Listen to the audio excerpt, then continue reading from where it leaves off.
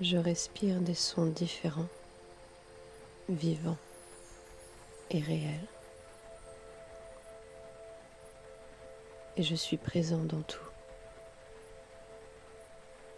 C'est ce que la nature essaie de me chuchoter pour m'expliquer comment on se traite en soi, de manière claire et suffisante, dans des mondes sans bord appelés la solitude. Quand nous sommes dans la solitude, nous sommes des gens. En humanité, nous sommes en ébullition. Ma pensée est en haut, tout en bas du ciel. Le rugissement vient de là depuis un certain temps. Ce n'est pas que les nuages se brisent et les volcans ne se réveillent pas. Il pleure, la plus grande louve jamais vue dans ces régions. Ici, il est considéré comme un honneur et une vertu chevaleresque lorsque vous humiliez à mort tout ce qui vous dépasse avec dextérité, force, ruse et esprit. Et comme il vous admire, combien vous envie les mortels lorsque vous leur apportez la preuve que vous avez tué Dieu.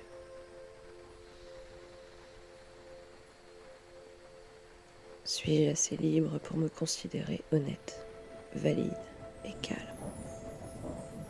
J'appuie ma tête contre la pierre et m'enfonce dans ses bras. L'âme de la rosée du soir devient mon âme. Le corps de la fatigue du soir devient mon corps.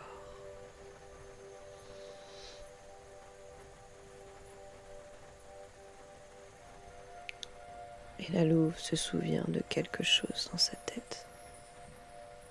Ce feu bouillonnant qui engloutit son crâne et a lavé son esprit et a compressé sa conscience n'a que pour un instant confondu l'ordre des images et des événements. Grande souveraine des bêtes, monstre magnifique, beauté paralysée et minceur brisée. Je vous attends et suis l'écho de ce rugissement qui ne guérira plus jamais dans ces terres.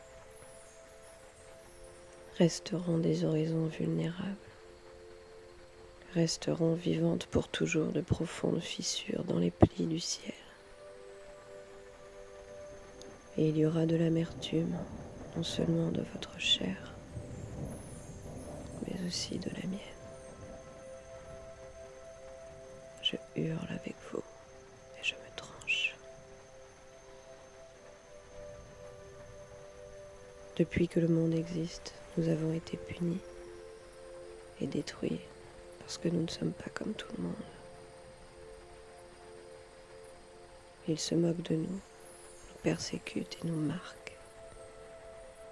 Ils ont peur, car ils n'ont pas grandi jusqu'à notre liberté, ni jusqu'à notre douleur. Notre rêve est impossible et l'inconnu est notre patrie.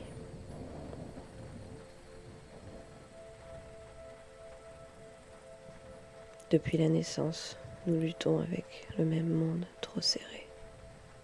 Alors nos ailes invisibles sont également écartées et elles se cassent toutes au même endroit, là où l'étreinte commence. Et un sourire invisible se chiffonne éternellement dans ces endroits les plus doux où l'émerveillement commence.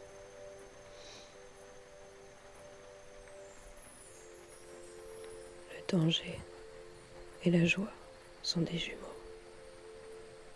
Je suis tout dignement frissonné et ravissement ailé,